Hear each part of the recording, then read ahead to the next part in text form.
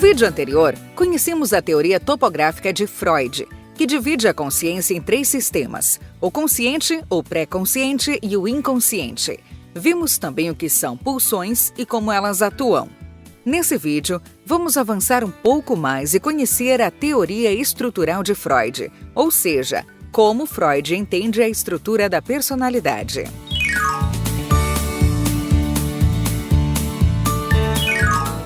Freud percebeu que seus pacientes apresentavam inúmeros conflitos internos e muitas vezes lidavam com tais conflitos realizando certos acordos psíquicos para tentar aliviar a ansiedade gerada pelos conflitos e manter algum nível de conforto mental.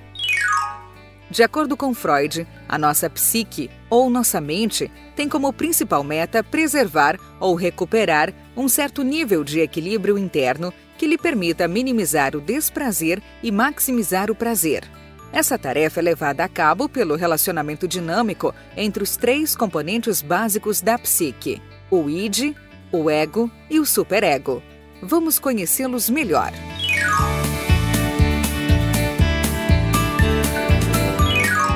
O id é a estrutura original da personalidade, por isso é caótico, desorganizado e sem forma. Todo o conteúdo do id é inconsciente. Lembra da parte mais profunda do iceberg que estudamos no vídeo anterior? Pois é, todos aqueles processos e elementos que jamais foram conscientes formam o id, essa dimensão caótica da personalidade. Dê uma olhada.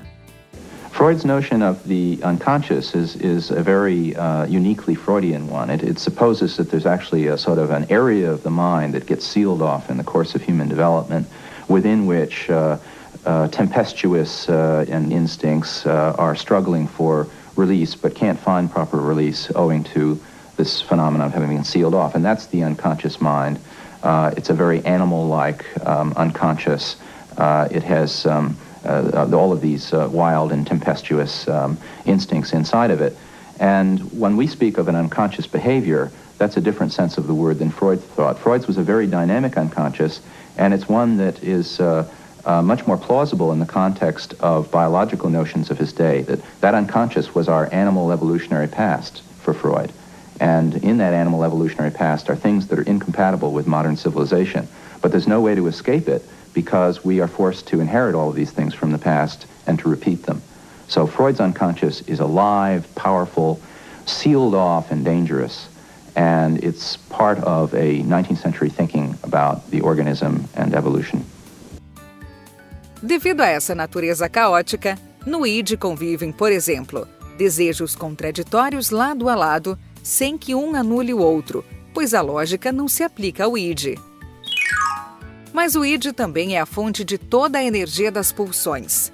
As pulsões de vida e de morte, que estudamos no vídeo anterior, alimentam-se da energia gerada pelo id. Em verdade, tanto as energias quanto as próprias pulsões fazem parte do id.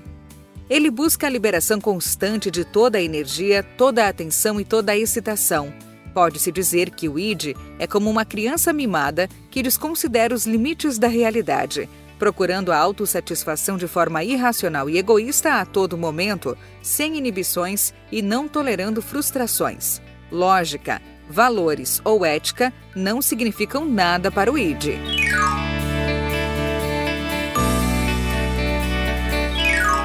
O ego é uma estrutura da personalidade que se desenvolve a partir do id, na medida em que o bebê vai tomando consciência de sua própria identidade. A função do ego é a de procurar atender e ao mesmo tempo aplacar as exigências constantes do id, preservando a saúde, a segurança e a sanidade da psique. Como o id é incapaz de lidar com a realidade externa, o ego, que é lógico e racional, cumpre essa função, fazendo o meio de campo entre o mundo interno e o mundo externo. A energia utilizada pelo ego é extraída do id. O ego, segundo Freud, se esforça pelo prazer e tenta evitar o desprazer, mas ele faz isso considerando as limitações e as oportunidades que são postos pela realidade externa, controlando as exigências do id e avaliando como, quando e se elas devem ser satisfeitas. Em poucas palavras, o id funciona segundo o princípio do prazer. O ego funciona segundo o princípio da realidade, separando o desejo da fantasia.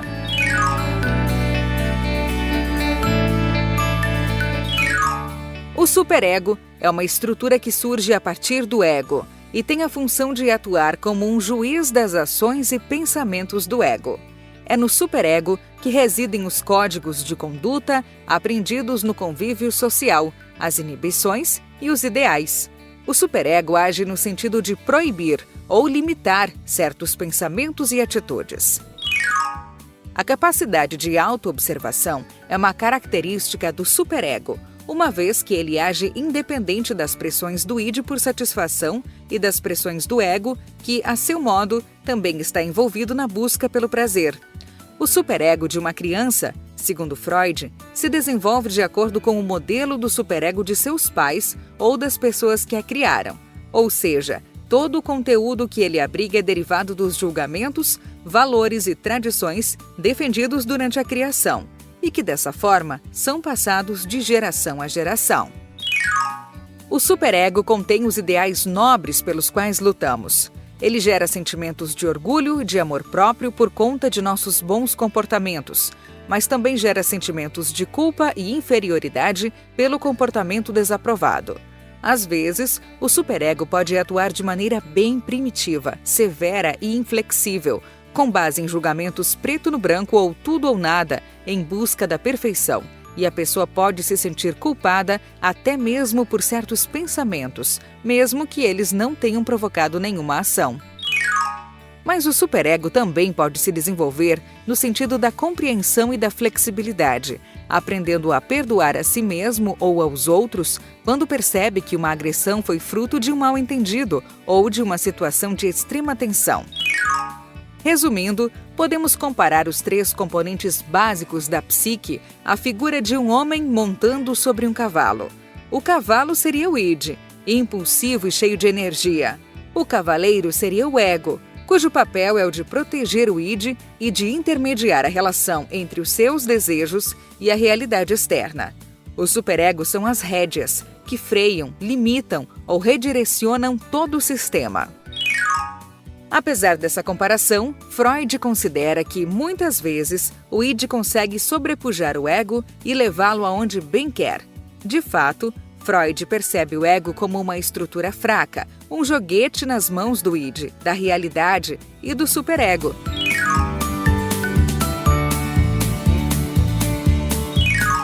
Como vimos, do id surge o ego para lidar de forma realista com as exigências do id, considerando a realidade externa. O superego, por sua vez, emerge do ego como um freio moral, um juiz que controla a flexibilidade do ego. E como isso se relaciona com aquele iceberg do vídeo anterior que representa sua consciência e é dividido em 3 partes: consciente, pré-consciente e inconsciente? Bom, aquela parte mais submersa, o inconsciente, abriga os elementos que constituem o id, ou seja, o id é totalmente inconsciente. Já o ego e o superego são formados por processos e elementos que habitam o consciente, o pré-consciente, mas também o inconsciente. Logo, eles são parcialmente inconscientes. Dê uma olhada. O que o Freud percebeu e formulou é de que o homem era movido por várias forças instintivas, pulsionais, o que ele chamou de id, que seria algo da ordem da natureza. O superego, ou supereu, é a consciência moral, é aquela vozinha que nos diz como a gente tem que ser ou não pode ser. E o ego, ou eu, é o produto final disso tudo, é a instância que fica tentando dar conta das pressões do id, das ordens do superego e das exigências da realidade externa. Como é que isso é formado? O bebê, id puro, natureza, em contato com o mundo, ele vai aprendendo por identificações, como um espelho, que vai o mundo dizendo para ele como ele é. É a formação do eu, do ego. Também ele vai aprendendo como ele deve ser, através da educação. E como é que ele aceita aquilo? Porque ele precisa da mãe e do pai, ele quer o amor da mãe e do pai. Em um momento seguinte, isso é introjetado, é internalizado. Nesse momento, A criança e depois o adulto não pensa mais, eu preciso fazer isso pela mamãe. Ele pensa, eu para me amar preciso fazer isso. O supereu tem um lado ideal, o Freud chama de ideal do eu, que são as nossas expectativas de performance. Eu vou ser uma grande pianista, em geral a partir do que os pais queriam, né? E as ordens morais, o superego propriamente dito. Vocês imaginem pessoas com exigências muito severas, com um superego muito tirânico.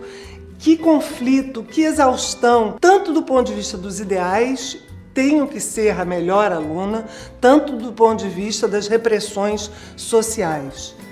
Por isso, o propósito da psicanálise, segundo Freud, é justamente o de fortalecer o ego, para que ele se torne mais independente do autoritarismo do superego, se torne mais senhor de si, com uma capacidade de percepção mais apurada e ampliada, lidando melhor com as exigências que recaem sobre ele. No próximo episódio, vamos conhecer como o relacionamento entre o id, o ego e o superego podem gerar ansiedade e os mecanismos de defesa que o ego cria para se proteger dela. Eu espero você!